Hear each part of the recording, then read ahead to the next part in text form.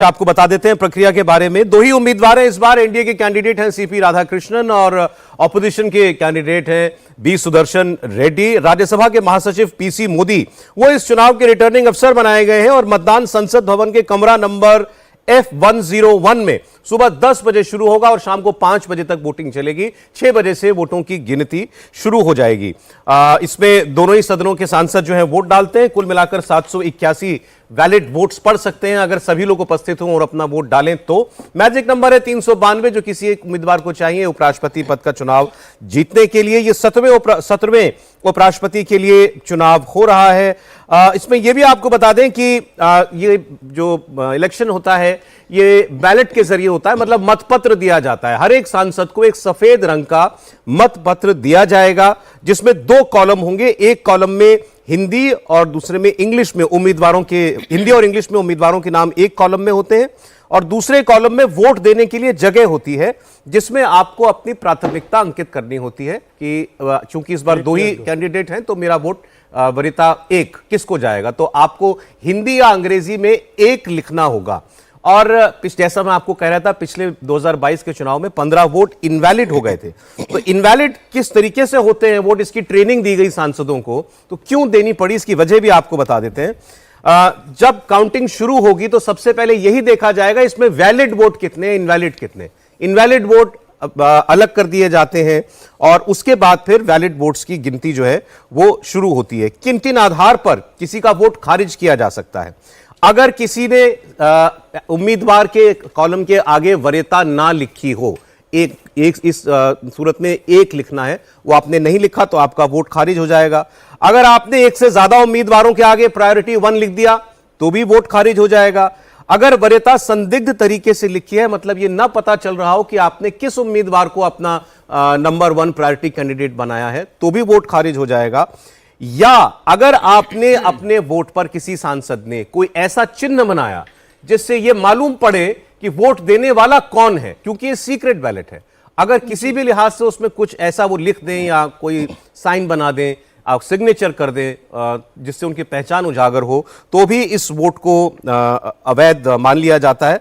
तो ये, और खास पेन दिया जाता है, वो भी उस पेन का ही इस्तेमाल करना होता है। इन्हीं सब चीज़ों की ट्रेनिंग जो है वो इस चुनाव में दी गई है। अजीत जी आपको ज़्यादा बताएंगे। मतलब वैसे तो कोई बहुत मुश्किल काम नहीं है, सभी सांसदों ने कभी ना कभी, इसके बावजूद वोट इनवैलिड हो जाते हैं। पिछली बार 15 वोट इनवैलिड हो गए थे, उसके पहले 11 वोट इनवैलिड हो गए थे। ये बैलेट पेपर के साथ ये समस्या होती है। आप कई बार उसको मोड़ते हैं, उससे भी निशान पड़ जाता है। आपने पेन से, जिस पेन से लिखा, इंक का निशान अगर दूसरी तरफ आ गया, वो भी होता है। आपने अपना पेन लेकर के गए और गलती से लिख दिया।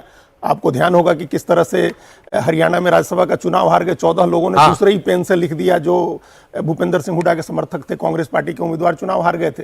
तो कभी अंतरात्मा की आवाज से भी गलतियां हो जाती हैं। वो गलती अंतरात्मा की आवाज वाली ही थी। मिस्टेक तो नहीं हो जाता है। वही वो गलती अंतरात्मा की आवाज वाली ही थी। तो इनवैलिड वोट कराने का अब इसमें नहीं होता है। इसमें कोई इनवैलिड वोट नहीं कराना चाहता है जानबूझकर, लेकिन कई बार गलती से हो जाता है। सिस्टम है सिंगल ट्रांसफरेबल वोट इसे कहते हैं और इसमें बड़ा एक सिस्टमेटिक चीज है। अभी तो 2 कैंडिडेट हैं, लेकिन ज्यादा कैंडिडेट हो आपको प्रेफरेंसेस लिखनी पड़ती हैं और उसमें भी अगर टाई हो जाए तो जो लास्ट कैंडिडेट होता है उसका जो सेकंड वो होगा, अगर वो होता है तो उसके वोट ट्रांसफर किए जाते हैं। तो एक प्रक्रिया है पूरी, और उस प्रक्रिया को अगर आप फॉलो करेंगे तो सही। यहाँ तो क्लियर है ना, लोगों को केवल एक अपना number 1 priority, number 1 priority, number 2 लिखना पड़ेगा। अगर आपने सिर्फ 1 लिख के छोड़ दिया तब भी हो सकता है इनवैलिड हो जाए। अच्छा, तो आपको दोनों भरना पड़ेगा। लेकिन सवाल ये, हमारे सांसद इतने मूर्ख थोड़ी ना है सर कि वो गलतियां कर देंगे। गलतियां करते हैं, जानबूझ के करते हैं, किसी को फायदा पहुंचाने के लिए, किसी को नुकसान पहुंचाने के लिए। सवाल यही है।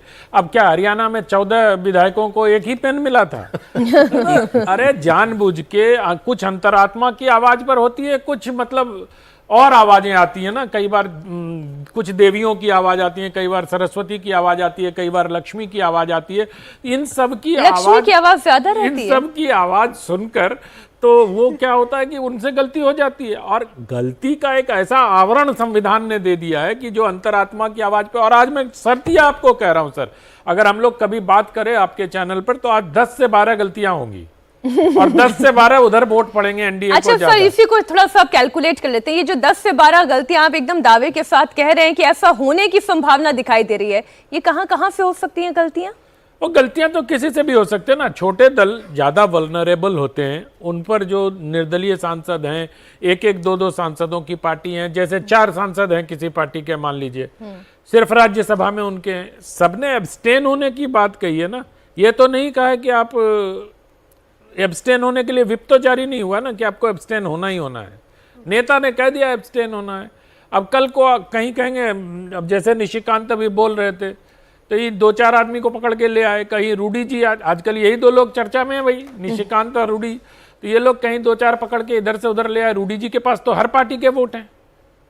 तो क्लब के इलेक्शन में थे, अब आप इलेक्शन में इसमें शिवसेना उद्धव ठाकरे का बहुत देखना होगा कि वो किस तरह से वोट करते हैं। आपने लेकिन जो अभी कहा कि जो पार्टियां कह रही हैं कि हम वोट नहीं डालेंगे, उनके सांसद भी वोट दे दें तो हैरानी नहीं है। क्यों? कोई विप तो जारी नहीं किया ना उन्होंने। विप नहीं है, मगर वो अब वो नजर तो आएगा ना व्यक्ति। हाँ, नजर आ जाएगा। क्या हो गया, मतलब कहेंगे अरे ठीक है। क्योंकि विप जारी नहीं हुआ है तो वो मुझे लगता है वो लिबर्टी पे है कि वो जाएं कि नहीं वोट करने। मुझे नहीं लगता है कि ये जरूरी होगा। ऐसा आरती जी, पहले उन्होंने क्योंकि खुल के कहा हुआ है, जो बीजेडी की जो पार्टी है, उन्होंने वक्त पर ये कहा था आपको जिसको देना है दीजिए, हम नहीं बांधते आपको। लेकिन इस बार क्लियर डायरेक्शन दिया है कि वोट नहीं देना है। हाँ, तो फिर अंत में ये भी होगा कि अगर लोग जाते हैं, एब्सटेंशन की कॉल देने के बाद भी अगर लोग जाते हैं तो वो बाद में समझ आएगा, पार्टियों को भी समझ आएगा कि कौन किस दिशा में जा रहा है। और क्रॉस वोटिंग से कुछ तो अंदाजा होगा ही कि कौन सी पार्टी से लोग बेशक लीगली डिफेक्ट नहीं हुए हैं लेकिन मेंटली, आइडियोलॉजिकली, या जैसे जयंत चौधरी एक बात कह रहे थे, जयंत चौधरी ने भी कहा था कि हमारे पास तो कुछ विपक्षी सांसदों से हमारी बातचीत हुई है और ऐसा लग रहा है कि क्रॉस वोटिंग होगी।